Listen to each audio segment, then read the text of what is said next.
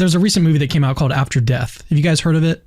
It's in the theaters right now. I did a couple shows on it. Did one with the director, but it's about near-death experiences. I was going to get to near-death experiences later.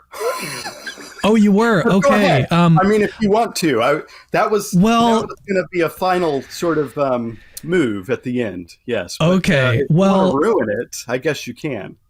Well, the reason why, the thing that got me thinking about that was when Philip says, well, we can just identify the subject with the brain. And then my immediate thought that came up was, well, we have these near-death experiences where these people recount, out-of-body experiences. They've seen things in the operating room that can be verified by, third parties and everything.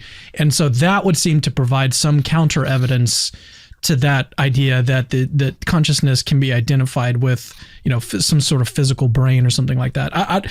This is an area I know that not everyone has researched, so I don't want to put Philip on the spot here if this is not. I think that's further buttressing evidence of the fact that panpsychism probably doesn't have the explanatory power to make sense of the richness of the kind of unity of consciousness that we do have that's dependent upon something like a metaphysical simple, of which brains just are not. And we know enough about brains, and we know enough, even first order, logically prior, we know enough about our own consciousness that doesn't seem to provide a sufficient analog for brains being the kinds of things that themselves are conscious. But I think the near-death experiences really should just take us out of naturalism altogether. That was going to be a larger discussion that I was hoping. Well, actually, this might be a good time to transition to the second partition of the discussion period, which is whether or not we need to ground consciousness in God. So let's move to that. Obviously, we'll start with Philip to get his response to anything that was just said, and then we'll move into that. So look, I would agree that near-death experience, if there is evidence that the mind, well, it's a bit tricky. There are actually Christian physicalists like Peter van Inwagen who believe in life after death in a physical sense. But putting that on one side, I guess I would agree out-of-body experiences are evidence for dualism. I mean, this is getting into thorny empirical issues rather than philosophical issues. My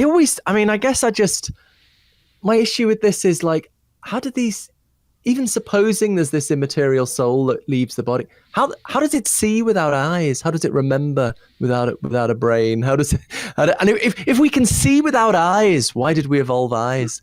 I don't know. There's all sorts of things that I struggle to make sense of here. And books on this tend to just give the empirical evidence and don't go into, trying to actually make robust metaphysical sense of these concerns. Like, Descartes thought you couldn't remember or see without a brain. So I do have those worries, but I agree. Yeah, it potentially would be empirical evidence against panpsychism. Well, I mean, what do we say to that? I think it is. I think it's strong evidence against panpsychism in the sense that, we've had near-death experiences for much of history. Now we've been able to document them a bit more because of the advance of science. We've been able to document at least when brain death seems to occur. And then we also have the kind of the medical means to bring people sort of back to life in a way that historically we would have had a harder time doing. So near-death experiences we've had numerous growing reports that are really specified and refined reports of people on their deathbed without their bodies, but looking back on their bodies. We have numerous accounts of that, which would logically presuppose something like the sort of substance dualism that has been the sort of fallback view for most religions and most cultures throughout history, some kind of dualism. I mean, I'm open to panpsychism, at least a dualist-inclined panpsychism, because I think it can. Well, then you have to do stuff with the causal exclusion stuff, and I think we should just reject that principle altogether, causal closure principle. We have spirits, we have souls, we have things like that historically we've naturally been inclined to believe that they do exist, that they can exist beyond the body, beyond the grave. And now we have this, well, is it empirical?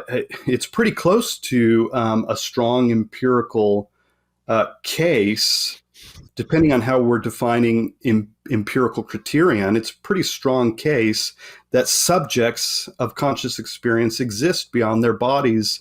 Without their ears and their eyes, they're able to somehow see. Their consciousness seems to be expanded in some way. And so I think that's pretty profound evidence for something like dualism. But even more so, it's very compatible with the sort of theistic framework that we see in traditional religions like Christianity, where there is a life after death. And I think we should take that seriously. There was a recent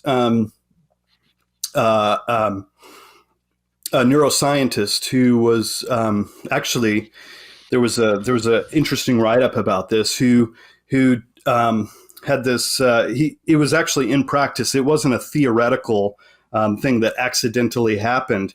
He noted this, I wrote an article on it. I'm trying to remember the details. I probably should have sent it to you. I didn't think of it till now. But he noted the details of the experience of the subject while they seemed to be in a state of death or brain death. And they noted after they kind of woke up that they really did experience something like this hopeful euphoria. And they gave detailed accounts of a hopeful afterlife, which seems to indicate furthermore, not only that there is logically this subject, something like a soul, a substance, an immaterial substance that exists, but also something like traditional religion, that there is this hopeful afterlife that they had some encounter with. Now, there's ways to sort of deny that or reject that or give a hand wave. I mean, obviously, some would take those experiences non-literal. I don't have any good reason to take them as non-literal. I think these are like pretty robust accounts, and there's lots of them that are growing that seem to point beyond the sort of naturalistic frame that many of the panpsychists are operating out of, to something like theism, where souls are just naturally a part of the ontological furniture of the world. So yeah, it's all really interesting, and you know, to be honest, I'm a philosopher, focus on kind of my area of expertise and philosophical arguments and so on.